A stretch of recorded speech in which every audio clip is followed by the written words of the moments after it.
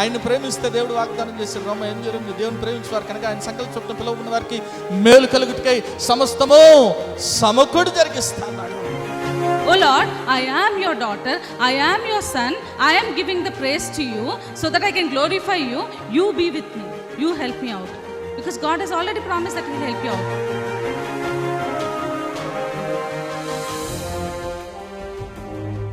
ఎన్నో మార్లు ఆయన తప్పులు చేస్తూ పాపము చేస్తూ నీకు విరోధంగా నడుస్తున్న మా కొరకు నాయన, అవిధేయులైన మా కొరకు ప్రభా నాయన తండ్రి, నీవు ఆ సెలవులో వెల చెల్లించావు కదా నాయన తండ్రి. నీవు నాయన మరణాన్ని జయించడం ద్వారా, సజీవుడవటం ద్వారా నాయన ప్రభా తండ్రి యేసయ్యా, మరి నాయన మేము ఈరోజు సజీవులుగా ఉన్నాం కదా తండ్రి.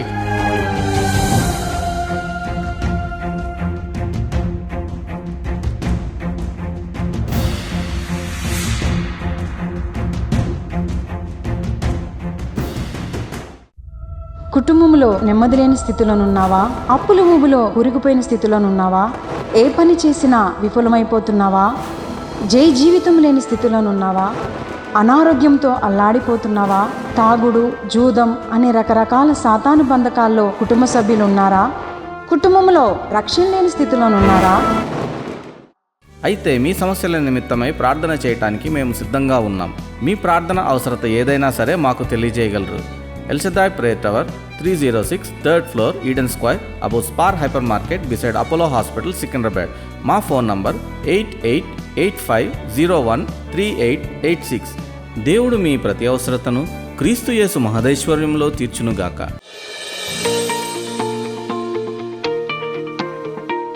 వాక్య భాగంలోనికి వెళ్దాం. మనకందరికీ తెలిసిన మాటే, త్వరగా చదువుకుందాం. చూడండి, హెబ్రీయులు రాసిన పత్రిక 11వ అధ్యాయం 6వ వచనం. తెలుగులో చదవండి, ఇంగ్లీష్లో కూడా చదవండి. హెబ్రీయులు రాసిన పత్రిక 11వ అధ్యాయము 6వ వచనం. విశ్వాసము లేకుండా దేవునికి ఇష్టడై ఉంట అసాధ్యము. దేవుని యొద్దకు వచ్చేవాడు ఆయన ఉన్నాడనియు తన్ను వెతుకు వారికి ఫలము దయచేయవాడనియు నమ్మవలెను గదా. ఏమైనా ఒకసారి గట్టి దేవుని స్తుతులు చెప్దాం. హల్లెలూయా. ఇంగ్లీష్లో కూడా చదువుతారు ఒకసారి. ఏమని రాయబడింది? But without faith it is impossible to please him. For he that cometh to God must believe that he is, and that he is a rewarder of them that diligently seek him. చూడండి, మనం ఆఖరి అంశం మాత్రం మనం అక్కడ చూద్దాం. అక్కడ ఏమని రాయబడింది అంటే, హీ ఈజ్ ఎ రివార్డర్, అంటే ఆయన ఫలాన్ని ఇచ్చే దేవుడిగా ఉన్నాడు. ఎవరికి ఫలాన్ని ఇస్తాడు అంటే అక్కడ రాయబడింది కదా, డెలిజెంట్లీ సీక్ హిమ్. ఇంగ్లీష్లో చూస్తే మరి డెలిజెంట్లీ అని ఉంది, ఇంకో వర్షన్లో చూస్తే ఎర్నెస్ట్లీ అని ఉంది. ఏమైనా ఒకసారి గట్టి దేవుని స్తుతులు చెప్దాం.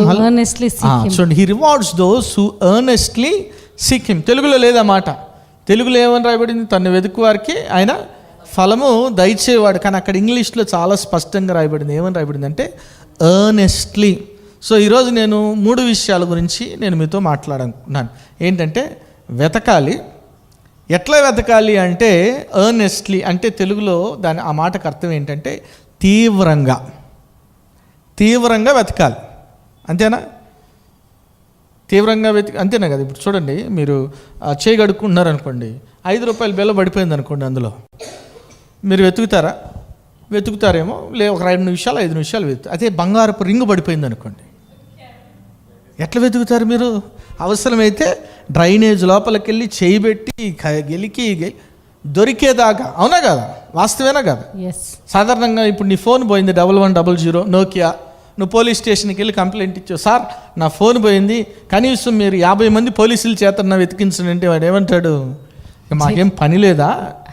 ఒక వెతకటం తర్వాత నీకు కంప్లైంట్ పక్కన ఎక్కడైనా పడేస్తారు. ఒకవేళ ఇచ్చినా ఒక కానిస్టేబుల్, ఒక హోమ్ గార్డ్ వెతుకుతాడు. అదే నీ ఇంట్లో ఒక 5 కోట్లు పోయినాయి అనుకోండి, 1 కేజీ బంగారం పోతే అవసరమైతే 5 టీములను పెట్టి వెతికిస్తారు. ఏమైనా ఒకసారి గట్టి దేవుని స్తుతులు చెప్దాం. హల్లెలూయా. ఎట్లా వెతికిస్తారు?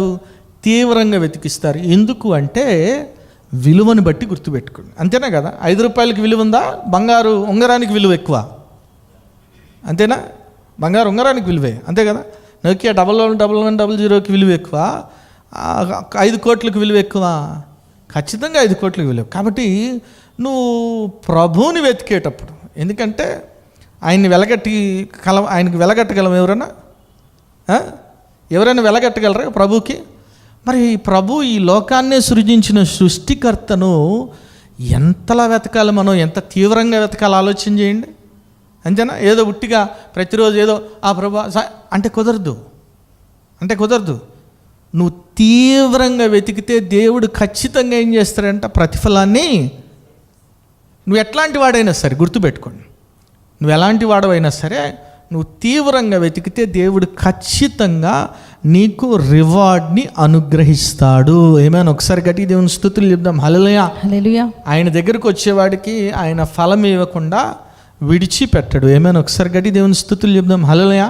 ఈ తీవ్రత గురించి దావీదు భక్తుడు మనం చూస్తే మనందరికీ తెలుసు, 63వ కీర్తన 1వ వచనంలో ఏ రీతిగా ఆ తీవ్రతని ఎట్లా పోలుస్తాడు చూడండి, వెతకటంలో తీవ్రతను గురించి. దేవా, నా దేవుడవు నీవే, వేకునే నిన్ను వెతుకుదును. నీ బలమును నీ ప్రభావమును చూడవలనని నీ పరిశుద్ధాలయమందు నేనెంతో ఆశతో నీ తట్టు కనిపెట్టి ఉన్నాను. నీళ్లు లేక ఎండియున్న దేశమందు నా ప్రాణం నీ కొరకు తృష్ణగొని ఉన్నది. నీ మీద ఆశ చేత నిన్ను చూడవలనని నా శరీరము కృషించుచున్నది. తీవ్రత చెప్తున్నాడంటే, నీళ్లు లేక ఎండి ఉన్న దేశమందు నా ప్రాణము నీ కొరకు. అంతేనా? నీళ్ళు లేనప్పుడు ఎట్లా వెతుకుతాం మనం? దాహం కొరకు దాహం అవుతుందని దుప్పి నీటి వాగుల కొరకై ఆశపడినాడు. ఆ తీవ్రత ఈరోజు మనలో ఉందో లేదో పరీక్షించుకోవాలి. నిజంగా మనం తీవ్రతతో ప్రభువుని వెతికితే ఖచ్చితంగా దేవుడు మనకు ప్రతిఫలాన్ని అనుగ్రహిస్తాడు. ఏమైనా ఒకసారి గట్టి దేవుని స్తుతులు చెప్దాం. హల్లెలూయా. మన బైబిల్ గ్రంథంలో అనేక సందర్భాలు మనం చూడొచ్చు. మీరు చూసినట్లయితే బైబిల్ గ్రంథంలో చూడండి, లూకాసు వార్త 19వ అధ్యాయం మొదటి 3 వచనాలు చదవండి. ఏమని రాయబడింది? లూకాసు ఆయన సంచరించు యెరికో పట్టణంలో ప్రవేశించి దాని గుండా పోవచుండెను. ఇదిగో సుంకపు గుత్తదారుడును ధనవంతుడునైన జక్కయ్య అను పేరు గలవకుడు యేసు ఎవరో అని చూడగోరను గాని, ఫస్ట్ యేసు ఎవరో అని చూడగోరిని గాని పొట్టివాడైనందున జనులు గుంపు కూడి ఉండుట వలన చూడలేకపోయాను. జనులు గుంపు కూడి ఉన్నారు, పొట్టివాడు కాబట్టి చూడలేకపోయాడు. అయితే వెతుకుతున్నాడు యేసయ్యను చూడాలని. ఏమేన్? హల్లెలూయా. హల్లెలూయా. కనబడలేదు అనుకో, ఏం చేస్తాడు? అది నేను పొట్టిగా ఉన్నా కనబడట్లేదు కదా, మళ్ళీ చూసుకుందాంలే అని అనుకోట్లా. ప్రభువుకి ఎంత విలువిస్తున్నాడో చూడండి. ఏమేన్? హల్లెలూయా. ఎట్లయినా అయినా నేను యేసుక్రీస్తు ప్రభుని చూడాలి సిందే. వెతుకుతున్నాడు, తీవ్రతతో వెతుకుతున్నాడు. ఎంత తీవ్రతతో వెతుకుతున్నాడంటే ఏం చేస్తున్నాడు? వెంటనే చూడండి, అక్కడ తర్వాత వచనంలో ఏమని రాయబడింది? అప్పుడు యేసు ఆ త్రోవన రానై ఉండెను గనక అతడు ముందుగా పరిగెత్తి ఆయనను చూచుటకు ఒక మేడి చెట్టు ఎక్కాను. ఏమైనా ఒకసారి గట్టిగా దేవుని స్తుతులు చెప్దాం. హల్లెలూయా. వెంటనే ఏం చేస్తున్నాడంటే ముందుగా పరిగెత్తి ఆయన చూచుటకు ఒక మేడి చెట్టు వెతికాడు. కనబడలేదు, ఎందుకంటే పొట్టివాడిగా ఉన్నాడు కాబట్టి కనబడలేదు. కానీ ఎట్లయినా ప్రభువుని చూడాలనుకున్నాడు. అది వెతకటంలో ఉన్న తీవ్రత. That is seeking him earnestly. ఈరోజు నువ్వు ఆ రీతిగా ప్రభువుని వెతికితే ఖచ్చితంగా దేవుడు నీకు ఫలాన్ని అనుగ్రహిస్తాడు. ఏమైనా ఒకసారి గట్టి దేవుని స్తుతులు చెప్దాం. హల్లెలూయా. అడుగుడి మీకు ఇవ్వబడును. అంత మాత్రమే కదా, ఏం చెప్పాడు? వెతుకుడి మీకు దొరుకును. నువ్వు వెతకాలి కదా. ఈరోజు ప్రభువుని వెతుకుతున్నావా? పొట్టి చెక్కే వెతికాడు. ఎట్లా వెతికాడంటే, పొట్టోడు కానీ గట్టోడు, కనపట్లేదు, మనుషులందరూ అడ్డున్నారు. అందుకని పరుగు పరుగున పోయి మేడి చెట్టెక్కెల్లా వెతికాడంట ప్రభువుని. ఏమైనా ఒకసారి గట్టి దేవుని స్తుతులు చెప్దాం. హల్లెలూయా. మళ్ళీ ఎంతమంది నిజంగా ఆ రీతిగా ప్రభువుని వెతుకుతున్నాం? మన ప్రార్థన సమయంలో కానీ, మనం దేవుని యొద్ద నుంచి జవాబు పొందుకోవటం విషయంలో కానీ, ఏదైనా సమస్య వచ్చినప్పుడు ప్రభువుకు ప్రార్థన చేసేటప్పుడు, ప్రభా నాయన మరి నేను నిన్ను వెతుకుతున్నా, నువ్వు నాకు కనబడాలి నాయన, నీ ఆన్సర్ ఏంటో నాకు, నీ జవాబు ఏంటో నాకు చెప్పు, ఈ వాగ్దానం నెరవేర్చబడుతుందో లేదో చెప్పు, ఈ సమస్యకు పరిష్కారం ఏంటో చెప్పు అని నిజంగా మనం దేవుని వెతుకుతున్నామా? మనం ఆ ఫోకస్ మనకు ఉంటుందా దేవుని మీద? మన దృష్టి ఆవత్తు కూడా గుర్తుపెట్టుకోండి, ప్రభు మీదే ఉండాలి వెతికేటప్పుడు. ఆ తీవ్రత మనలో కనబడితే ఖచ్చితంగా ప్రభు ఫలం ఇస్తాడు. ఏమైనా నమ్మిన వారు దేవుని స్తుతులు చెప్దాం. హల్లెలూయా. పొట్టి చెక్కకి ఇచ్చాడా లేదా ఫలం? ఇచ్చాడా? ఏమని చెప్పాడు 9వ వచనంలో? ఎంత చక్కని మాట చదవండి. ఏమని రాయబడింది 9వ వచనంలో? అందుకు యేసు, ఇతడును అబ్రహాము కుమారుడే, ఎందుకనగా నేడు ఈ ఇంటికి రక్షణ వచ్చి ఉన్నది. ఆమెను ఒకసారి గట్టి దేవుని స్తుతులు చెప్దాం. హల్లెలూయా. వెతికాడు కాబట్టి ఏమొచ్చింది? ఫలం, రివార్డు ఇచ్చాడా లేదా? గొప్ప రివార్డు ఇచ్చాడు. ఏంట రివార్డు? రక్షణ భాగ్యం, నిత్యజీవ భాగ్యాన్ని అనుగ్రహించాడు. ఏమైనా ఒకసారి గట్టి దేవుని స్తుతులు చెప్దాం. హల్లెలూయా. నువ్వు కూడా వెతికితే ఇస్తాడు, కానీ వెతకటంలోనే ప్రాబ్లం ఉంది కదా. సాధారణంగా యవనస్తులకి ఆ వెతకమంటే అక్కడే ఉంటుంది, అక్కడే కదా. మా అమ్మగారు నేను ఎప్పుడు అంటున్నా, అమ్మ నువ్వు సిఐడి అంటుంటా. ఆమె ఎవరికి కనబడిపోయినా ఆమె గణవరిపోద్ది వెంటనే ఇట్లా క్యాచ్ చేసేస్తుంది ఆమె. ఏదైనా అంటే దేవుడు బయలుపరుస్తాడు, కనబడిపోద్ది. ఇప్పుడు అక్కడే ఉంటాయి యవన బిడ్డలు చాలామంది, తాళాలు అక్కడే ఉంటాయి, మొత్తం వెతుకుతూ ఉంటాడు, వాడికి కనబడదు. ఎందుకు అంటే ఫోకస్ లేదు, కాన్సన్ట్రేషన్ లేదు. ఈరోజు నీ ఆత్మీయ జీవితంలో ఫోకస్ కావాలి. మన దృష్టి ఎటు ఉండాలంటే విశ్వాసానికి కర్త, దాన్ని కొనసాగించు, యేసు అయిపోయి ఆయన కనబడేదాకా. కనబడతాడా లేదా? చూడండి, ఒక మాట రాయబడింది కదా ఇర్మియా గ్రంథము 29వ అధ్యాయం 13వ వచనంలో. ఏమని రాయబడింది చదవండి. ఇర్మియా గ్రంథం 29వ అధ్యాయం 13వ వచనం. మీరు నన్ను వెతికిన ఎడల పూర్ణ మనస్సుతో నన్ను గూర్చి విచారణ చేయనెడల మీరు నన్ను కనుగొందురు. దేవుని స్తుతులు చెప్దాం. హల్లెలూయా. మీరు నన్ను వెతికిన ఎడల, పూర్ణ మనస్సుతో నన్ను గూర్చి విచారణ చేయని ఎడల మీరు నన్ను కనుగొంటారా? మీరు వాస్తవానికి చూస్తే పొట్టి చెట్టెక్కి ప్రభువుని వెతికాడు. అతన్ని వెతుక్కుంటే ఎవరు వచ్చారు?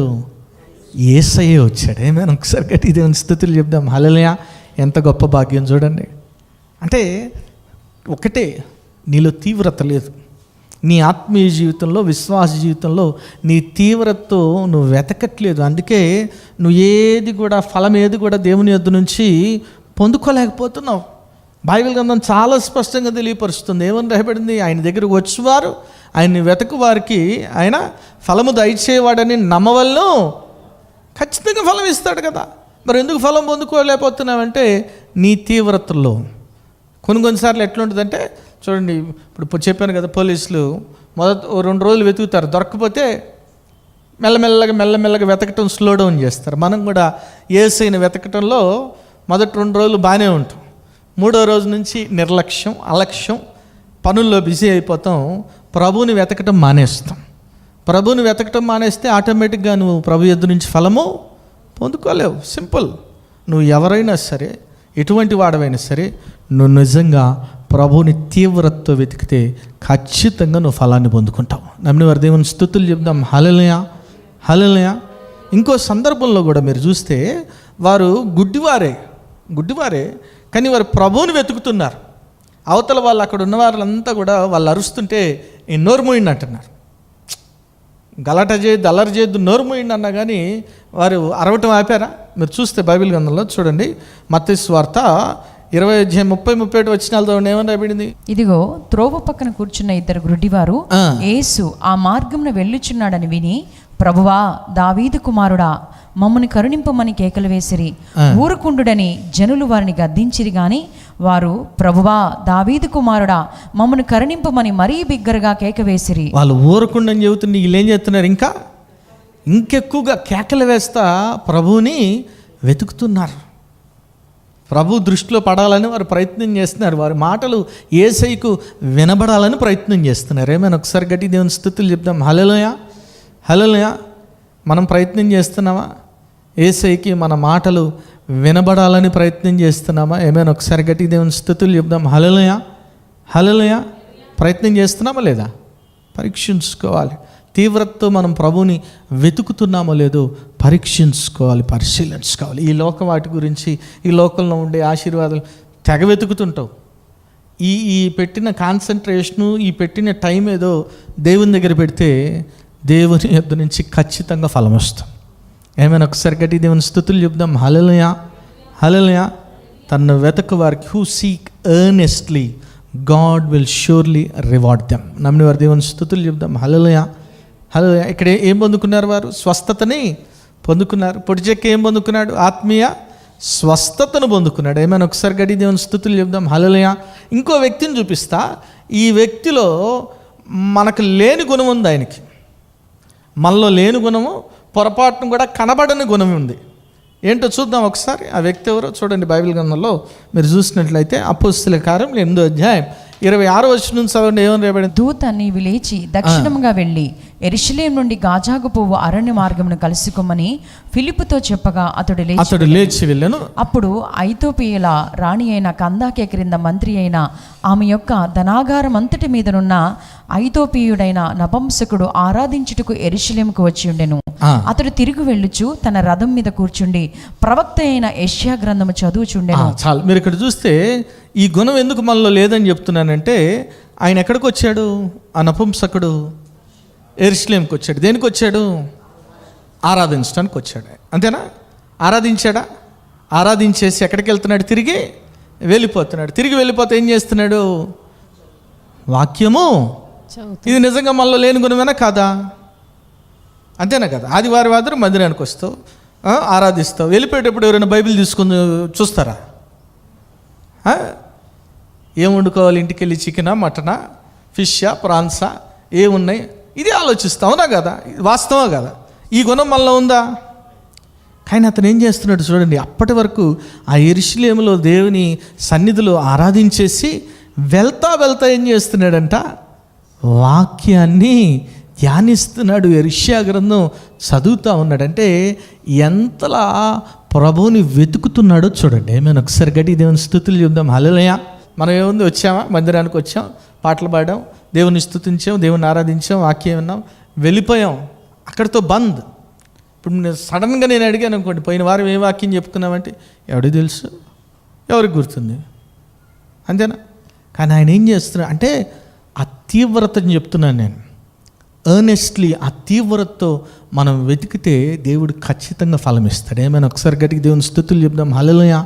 ఆ తీవ్రత కావాలి, ఆత్మలో తీవ్రత కావాలి, ఆత్మీయ జీవితంలో తీవ్రత కావాలి, ప్రభువుని వెతకటంలో తీవ్రత కావాలి. అందుకే మనం ఇంకా ప్రభు యొద్ద నుంచి ఫలం పొందుకోలేకపోతున్నామేమో పరీక్షించుకోవాలి, పరిశీలించుకోవాలి. ప్రార్థన చేస్తున్నాం. నాయన స్తోత్రం ప్రభా, పరిశుద్ధుడా, ప్రేమగల తండ్రి, దయగల దేవా, నీకే వందనాలు నాయన ప్రభా. వాక్యం ద్వారా మీరు మాట్లాడిన విధానానికే నీకే వందనాలు నాయన ప్రభా.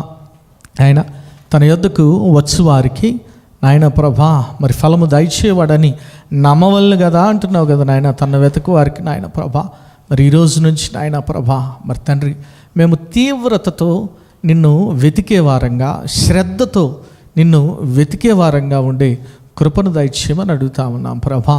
నువ్వు ఏదైతే నాయన మరి ఫలము నాయన బిడ్డల కొరకు దాచి ఉంచావో ఆ ఫలాన్ని బిడ్డలు ఖచ్చితంగా పొందుకొందురు గాక నాయన. అది ఏదైనా సరే నాయన ప్రభా, ఆశీర్వాదమే అది నాయన. కుటుంబంలో సమాధానం అవ్వచ్చు నాయన, ఆర్థిక ఇబ్బందుల నుంచి విడుదల అవ్వచ్చు, సమృద్ధి అవ్వచ్చు నాయన, పరీక్షల్లో విజయం అవ్వచ్చు నాయన, పనుల భారం నుంచి నాయన ప్రభా విడుదల అయ్యుండొచ్చు నాయన, బంధకాల నుంచి విడుదల అయ్యుండొచ్చు నాయన.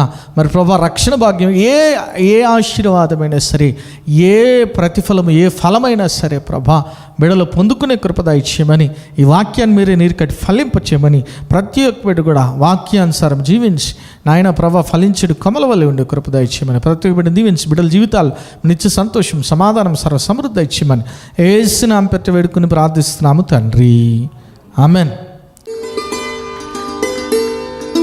క్రిస్టియస్ గన్మైన నామంలో మీకు శుభములు.